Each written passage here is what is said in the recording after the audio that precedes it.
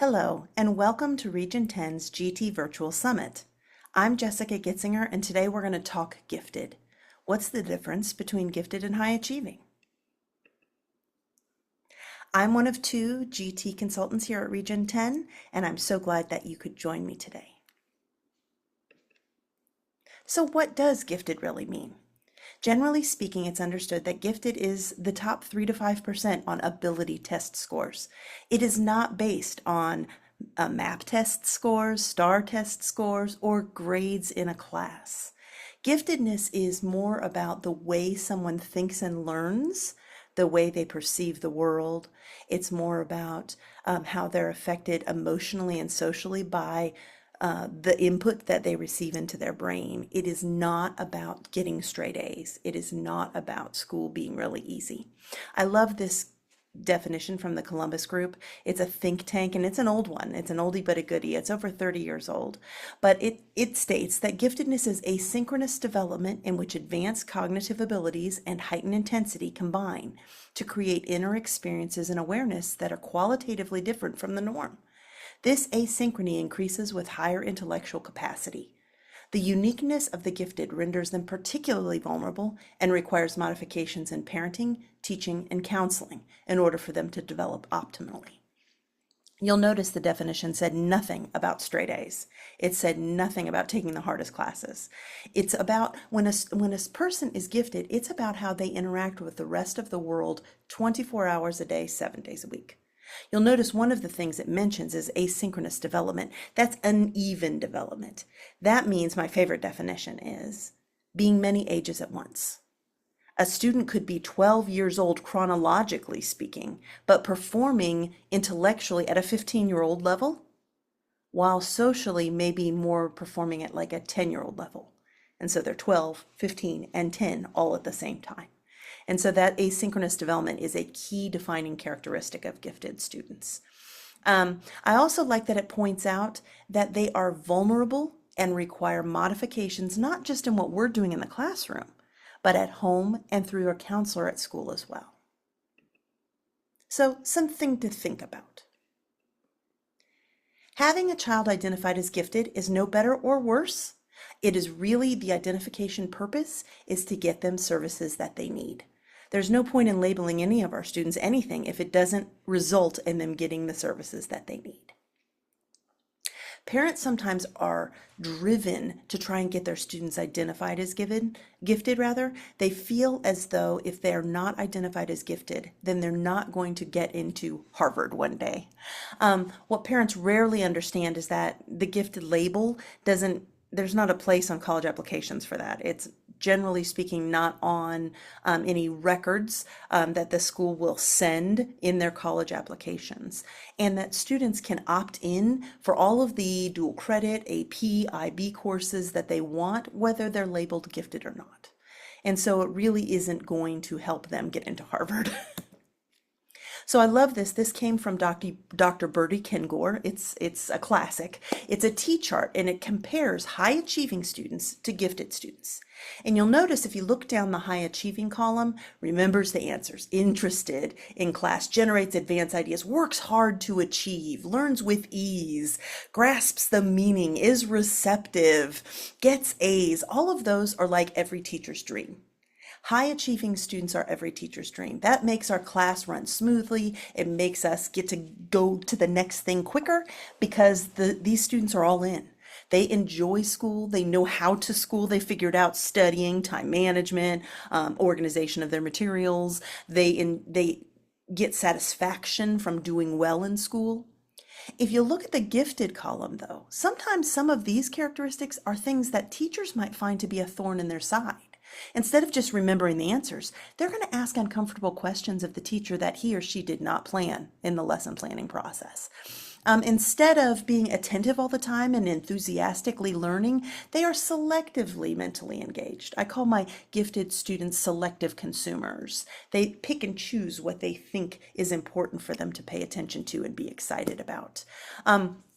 Instead of working hard to achieve, they know without working hard. And so oftentimes they won't do the homework. They won't study for the test because more often than not, they do well without having to do those things.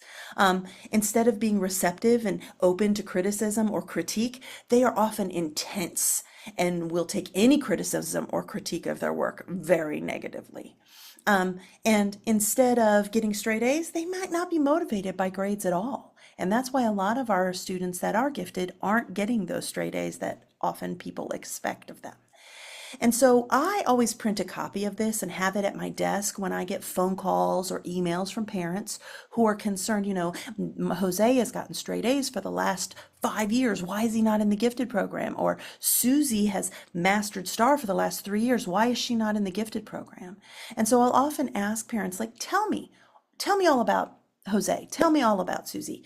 And as they go through the list of why they think their child is gifted, I'll make little tick marks on my hard copy of this list, of this T-chart. And more often than not, if the student has been screened for GT but has not been placed in GT before, most of what the very proud parent is telling you is going to fall under the high achieving column, not the gifted column. Many of our parents don't understand the difference. And yes, we can have gifted high achievers, but if it's only in the high achieving column and not both, then chances are the student is appropriately placed. So I just recommend printing this off, a copy of this. You can Google it, Dr. Birdie Kingore. So both high achievers and gifted students oftentimes are the ones with their hands up to answer the teacher questions. They're going to volunteer to do projects, maybe ones that aren't even assigned. They are going to join a group because they'll be motivated and excited about a particular topic, or they might be natural leaders and everybody's just kind of following their enthusiasm and excitement for whatever they're excited about. And oftentimes, especially at the elementary level, our gifted and high achiever students get accolades and recognition. But high achievers have a leg up on many of our gifted students because they have learned how to study, for instance. Gifted students might not ever need to study until they get to college or graduate school. They're able to skate by with one hand tied behind their back. And so it's a skill. If you don't use it, you don't know how to do it, right? Oftentimes our high achievers are hard workers. They're getting straight A's, but maybe it doesn't come so easy to them. Maybe it is through a lot of hard work, blood, sweat, and tears, as they say. Our high achievers set goals for themselves and they work towards in small increments to achieve those goals.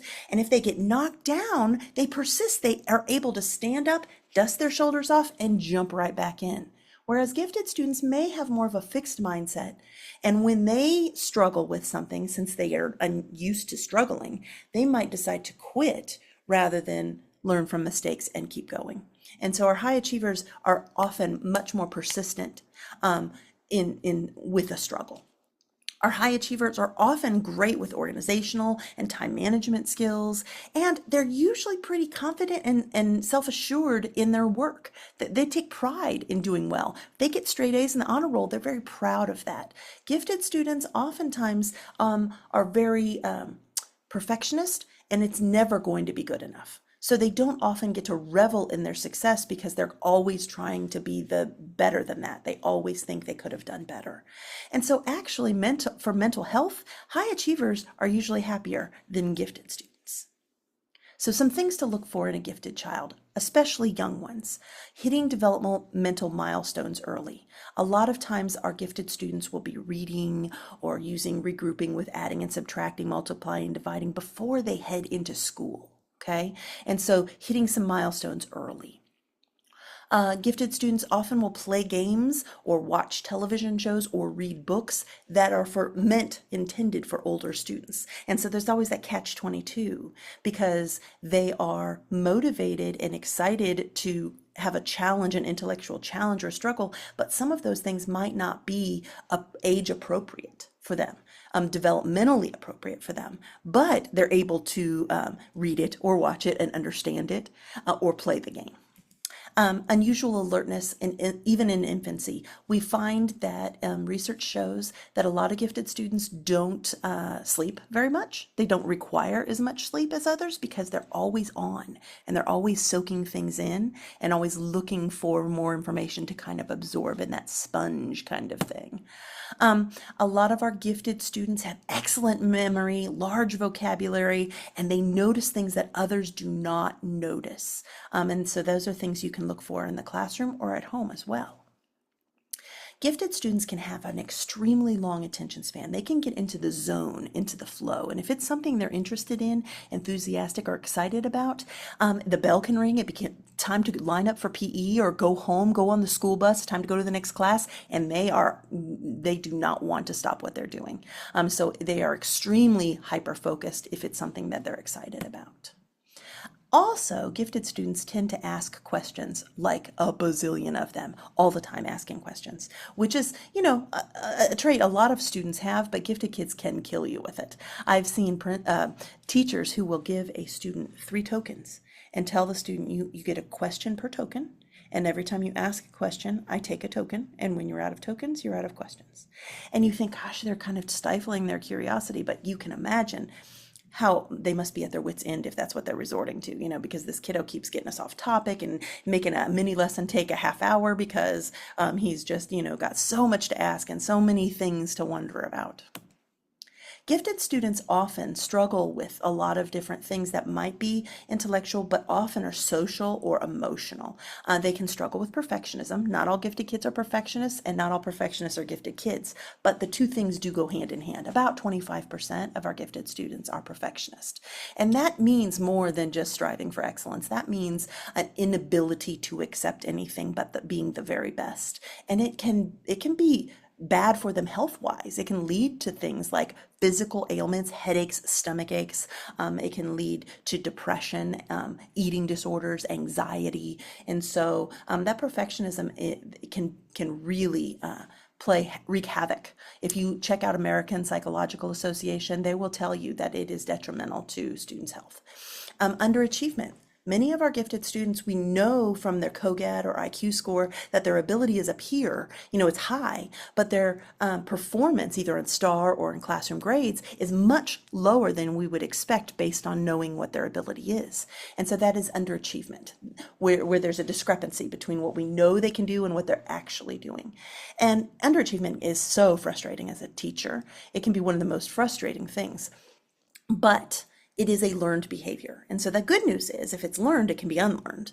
But we have to kind of figure out what is the cause of the underachievement before we can try and help the student unlearn the habit. It's not one silver bullet. If the student is underachieving due to peer pressure, we're going to handle that differently than if they're underachieving because there's stress or trauma going on at home and academics have been put on the back burner, versus if they're underachieving because the school is not appropriately challenging them intellectually. And so we would handle each of those circumstances differently. But underachievement is a common issue with our gifted students. That asynchronous development where I explained they could be intellectually and academically more advanced than their age peers, but socially or emotionally, they might be behind their age peers. And so that makes it difficult sometimes to make friends and find people that you want to share information with when you can talk with adults and have great adult conversations about adult topics that you are very well informed and understand. But you can't find someone to play with at recess or hang out on the weekend because you can't find anybody who's kind of at your level. Oftentimes our gifted students feel isolated or alone. They feel depressed. They know that they're different, but they can't explain or understand why or how to fix that. And so they feel isolated and alone. Many of our gifted students have heightened sensitivity and emotional intensity. They feel things big. They're not generally stressed out unless it's like end of the world stress. They're not generally sad unless it's I'm a puddle of tears throwing a temper tantrum on the floor sad. They're not usually angry unless it's flip a table over because they're so angry. So when they feel things, it's in extremes and big feelings. Some of our gifted students struggle with executive functioning issues, things like time management and organizational issues. If they've never needed to use these study skills, then they don't know how. And so they come to middle school or high school incapable of doing the things that we expect are age appropriate as far as those executive functioning, those adulting skills, so to speak. And then many of our gifted students procrastinate. They wait till the last minute. It's worked for them in the past, and so it continues to be a habit they keep. And so if I can wait to do my project until the night before it's due and still get an A, why am I going to break it into small chunks and work on it for 2 weeks? I'll just make myself miserable the night before it's due. If I can do my homework in homeroom before class and still get an A, then why am I going to waste time the night before when I could be playing video games or hanging out with my friends? And so that procrastination often happens with our gifted students, and sometimes is tied to the very first one on the list, perfectionism. Because I imagine that this project that the teacher just assigned me, I imagine it to its fruition as like this grandiose, awesome project, the most awesome project in the world. But then I don't know like where to start. Do I have the skills or the resources to bring it to fruition the way that I imagine it? And so I'll spend 2 weeks stressing over it and worrying about it and thinking it through and trying to figure out how to make it this perfect project. And then the night before it's due, I just throw something together and turn it in, not because I didn't want to do well on the thing, but because I've waited so long trying to manage it. Or maybe what if I try really hard for 2 weeks and the best I can get is an 85? Then there's a whole like imposter syndrome thing. Maybe I'm not as smart as everybody thought I was. So it best to not even try and just get a C by phoning it in. And then I protect my ego and my identity as the smart kid because I got a C, but it was my choice. And so we see that a lot with procrastinating gifted students. A little more about perfectionism. As I mentioned, some people will say, like, there's healthy perfectionism and then unhealthy perfectionism. But if you look into the American Psychological Association, the APA, they call all perfectionism unhealthy. And so things to look for, intense anxiety and feelings of moral failure based on whether they were the best, catastrophic thinking, always imagining the very worst outcome, lots of worry, lots of anxiety, lots of stress. It looks like procrastination. I already mentioned that one. Having high and unreasonable standards for others as well. So they hold themselves to these unrealistic standards, but they're also judgmental about others who aren't pulling the same kind of perfectionism. Unhealthy competitiveness. That can lead with problems with authority as they interrupt and correct teachers in the middle of their lesson and peers. So things that we can do to kind of help any of our students or perfectionists, whether they're gifted or not. One thing is praise effort and use growth mindset approaches. We don't want to compliment somebody on something they have no control over. So when we say, oh, you're so smart, being smart is something that these students were born with, whether like you're born tall or born with curly hair, right? And so complimenting them on something they have no control over, they don't know how to do that so they can get the compliment again. Like they like the feeling of the compliment. So I want to repeat what got me that compliment, but how do I repeat being smart? But if we instead focus on complimenting them and praising them on the effort that they make, their study skills. I like how you kind of collaborated with this group and how you guys each took a part of the project. And I like how you broke this up into smaller pieces so you could get it done in time. Like those kinds of things they can replicate those things to get praise again. And so we want to make sure that we focus on things that they do have control over when we're praising them. We want to make sure that we let our students be kids. It is more competitive now in school, in academia, than it has ever been for any of us growing up. And so they already have societal pressures on them. As if parents and teachers could just let them be kids again, instead of always getting the private tutor for this and sending them to Kumon for that and making sure that they're 3 grade levels ahead in this, like let them just be kids sometimes, a healthy dose of playing outside and hanging out with friends. Practice self-soothing skills like mindfulness and walking. We want to get our students physically active. It helps with stress and anxiety. Teach them breathing techniques like the square breathing where you inhale for 4 seconds, hold it for 4 seconds, exhale for 4 seconds, hold it for 4 seconds. Do that several times before a test to kind of lower the blood pressure and kind of lower the stress levels. Those kinds of mindfulness activities, helping our students with those as well. As I mentioned, underachievement is one of the things that our gifted students often struggle with, so things to look for. Lack of interest in achieving good grades, even though we know they have the ability. So grades don't matter at all. Pushing back on repetitive or meaningless work. If it is drill and kill and a gifted student has already mastered that, then they're going to poo-poo that idea. They're going to seem almost oppositional to doing the activity because they don't need it. So that's where pre-assessment is so important, to make sure we're pre-assessing our students, knowing that gifted students will know between 30 and 50% of what you're going to teach for the whole school year on the first day of class. And so that means that some of our gifted kiddos are in class until January without learning anything new. Half of the school year without learning anything new. So we want to make sure that we pre-assess so that we're not giving them additional practice on things they've mastered already. Also looking for authority struggles with teachers. Sometimes we see that with our underachievers. And so what can we do to kind of help support these students? If we can get them engaged in it by kind of connecting schoolwork to something we know they're passionate about, every child is motivated. It just might not be by grades. It just might not be by my English 1 class at high school. And so can I find out and have a survey at the beginning of the school year, a Google form where the kids kind of enlighten the teachers on what they're interested in, what they're reading, what they're doing in their in their pastimes for hobbies and so forth, and see if I can connect something they're passionate about to an activity that we're doing in class. I can get more buy-in in that way. Find out what teachers have used in the past. There's no sense in reinventing the wheel. If a student has been with a teacher from last year and the teacher found that X, Y, and Z worked for the student to get them excited and motivated about class, I'm just going to do the same thing that teacher did. I'm not going to go through and try a bunch of new stuff, right? So find out what previous teachers have used that has worked or what didn't work, so I'm not spinning my wheels wasting time on things that don't work.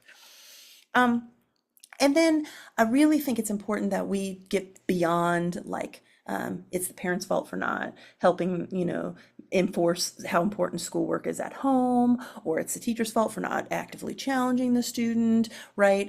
The blame game and pointing fingers isn't going to help. We need to work as a team. And so I know as a classroom teacher, if I hear the words, well, my student is bored in your class, those are fighting words. I understand getting defensive about that. But I'm going to have to put that aside for a second and really think on what could I do differently in the classroom to make sure that the student does get aha moments, that the student does get to learn something new in my class, because every child deserves that. And then working on those executive functioning skills. Sometimes our students, you might think a middle schooler should be able to write down their homework or put it in, somewhere in their Google Drive, and so that they should be able to go home, take home the necessary materials, complete the assignment, bring the assignment back to school, and turn it in. You would think that a 14-year-old should be able to handle that. And yet sometimes our gifted students still struggle with those kinds of things. And so there might need to be some support at school, even when you think it's not age appropriate, with some of their executive functioning, those adulting skills, so to speak. One thing that's very real for a lot of our gifted students is called gifted kid burnout. And if you are on TikTok and you go ahead and just search gifted kid burnout, you will be amazed by the hundreds of thousands of hits that are out there. Gifted students who are high achieving, who are both of those things, sometimes get to a point where it's like, what is the purpose? What is the point? Why am I working myself to death? And maybe in the elementary school, they got accolades very easily, They got to be the Kiwanis Kids Club kid, they got to be the honor roll, they got to be this, they got to be that. But when they get to middle school and high school and they're a small fish in a large pond, sometimes the accolades kind of slow to a dribble. And then they're like, what am I doing this for? What is the purpose of this? I am overwhelmed. I am stressed out. I am a perfectionist and I feel like I'm constantly failing. So why do I even try? And so I think that we have to remember that for a lot of our gifted students, when they were in elementary school, especially when school was easy and then they were told they were gifted, then they have decided that school being easy and gifted equal the same thing. So if school ever becomes not easy anymore, which is going to happen, they're going to hit a brick wall sometime. When school is not easy anymore, then maybe I'm not gifted anymore. I'm not smart anymore.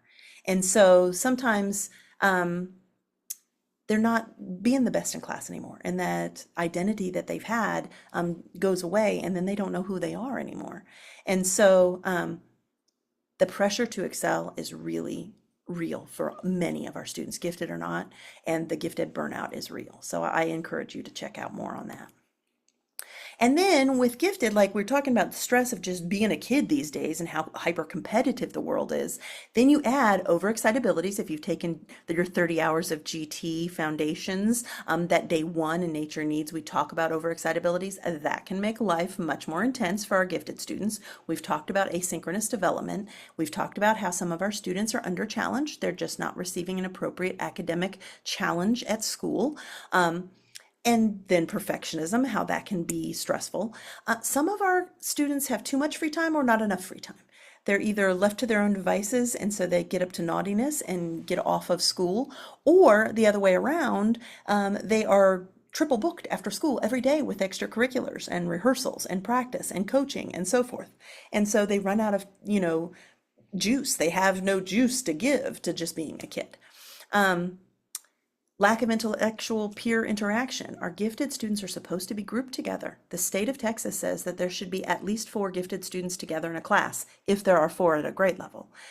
And that is because they need to be with their intellectual peers. It's okay to have mixed ability grouping sometimes, but sometimes our gifted students need to be with others who think like them so they can push each other and grow with each other and challenge one another. And so sometimes they're lacking that. If they're one-off and they're in a classroom all by themselves, they don't have that intellectual peer to spend time with and challenge and grow with. Organizational time management, we've talked about that. Unusual emotional depth. A lot of our gifted students think about the world and question about the world in ways that their other age peers do not. And that can give them existential crises, Sally can be at home and she's supposed to be doing her 10 minutes of reading for school while mom's cooking dinner and mom's listening to the national news. And Sally overhears the news even though she's in a different room.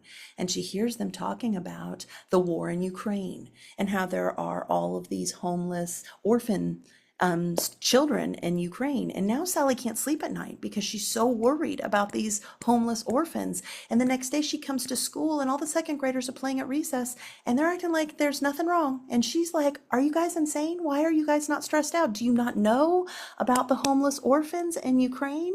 And so she's having what we might think of as like an angsty teenager existential crisis when she's 8 years old because of this unusual emotional depth. Advanced level of moral judgment. A lot of our gifted students are very concerned with justice and fairness and righteousness, and everything in the world is black or white, right or wrong. And they're going to be the first kids with picket signs for a new cause that they want to save the world or fight for freedoms. And I love that about them, but it can cause stress and anxiety for a young person when the other young people aren't that motivated or invested in kind of truth and justice and fairness and righteousness. And then that brooding on things, that kind of worry that our gifted students have, they're really good about what ifs and that catastrophic thinking and like, what if this happens? And then what if this happens? And they can see like 12 what ifs down the road. And so that really kind of makes them uncomfortable in their own skin sometimes. So how can we support our students, whether they're labeled gifted or not? One thing we need to do is to challenge them to do things that they're bad at. That's that growth mindset. We want our students to feel like falling and failing is okay because we're here to catch them and we're here to support them, and they're going to learn from their mistakes and be better for it at the end. And so all of our students need to feel safe in our classrooms, that it's okay to take a guess or try something new and not do it well at first, because we'll try again and we'll try again and we'll learn from our mistakes and we'll get better. And so challenge them to do things that they're uncomfortable with. Don't let them go for the easy, safe things that they know already they're going to be good at. Don't overburden them. Let them be kids. Don't stress them out with adult worries. Let them be the age that they are. Because even if they're thinking like a kid who's 5 years older than them, they might be feeling just like their age. So they need to be treated like their chronological age. Give them tools they need to succeed. If I have a student who loves to read, even in my math class, what can I do to share his love of literature that helps us with him paying attention to my math lesson instead of reading under the desk super secretly? Gotta love that. Praising abilities but efforts. Remember the efforts. It's the process, not necessarily the product. We want them to know that we're proud of whatever strategies they're using, choices they're making, the way they treat people, those kinds of things, not just the outcome, not just the product or the grade. Avoid comparing students to each other. My own son had a teacher who held up his paper in class and said, "Why can't you all be like him?" Oh, you better believe I went crazy, Mom. Because no, you don't do that to a child. They're trying to make friends. They're trying to fit in. They're trying to feel like where in the world do they belong, and that is not helpful. So we don't want to compare one student to another, or heaven forbid, one child to your own, like your child to another of your children, siblings. We don't want to do that. Teach them how to prioritize their time, to get the things done that are required of them, but still have time to relax. Like what is the thing? Eat the frog. I've heard that saying before, where you do the yucky, icky thing that you don't want to do first so that you can enjoy the fun thing you want to do later. Eat the frog. Be honest with them about their abilities. I mean, they know that they're different. You don't have to say you're the smartest kid in the class. Okay, we don't need to do that. That we don't want to build an ego or arrogance. But on the other hand, acknowledge, I know that this comes easy to you, but it's a struggle for some people. You struggle in other areas that are easy for other people. So we want to teach them humility, and we want to teach them that every child brings a gift. It might not be academic, it might not be that they're a math star, but every child is good at things and better at some things than other things. And so we want to acknowledge where they succeed, but also teach them that they have things they struggle with as well. I've included some resources for you to spend the remainder of this hour checking out. SENG is Supporting Emotional Needs of the Gifted. It's an international organization of teachers, parents, and mental health providers. And they have a library of articles. So if you have a student who's having difficulty making friends, either parents reach out to you, the school counselor may have, you can go to their website and search it in 5 minutes and find articles to share with that parent or that school counselor about gifted students making friends. And so it's got a great resource that way. It also has discussion groups and parent support groups. And so it's a great resource for teachers, for educators, and for parents to get more information about gifted students. I'm a facilitator for those discussion groups. Love, love, love that. The American Psychological Association, I've quoted them a couple of times, but I've linked an article for you to check out about helping gifted students with their social emotional learning, their SEL. And then Davidson Institute is a school for profoundly gifted in Nevada, and they have great resources, and I've also linked a social emotional kind of article for you to read as well. So if you look at the bottom right hand corner of my slide, you'll see there's a bit.ly and a QR code, so you can pause this video and use that so you can have the slides and you can refer back to them later, and you can have the links for those resources that I gave you on the previous slide. So I want to thank you so much for being here today, for taking part in our GT Summit. And I want to thank you so much for listening. And I hope that I've given you a little nugget of something that you can use with your students. So thank you again.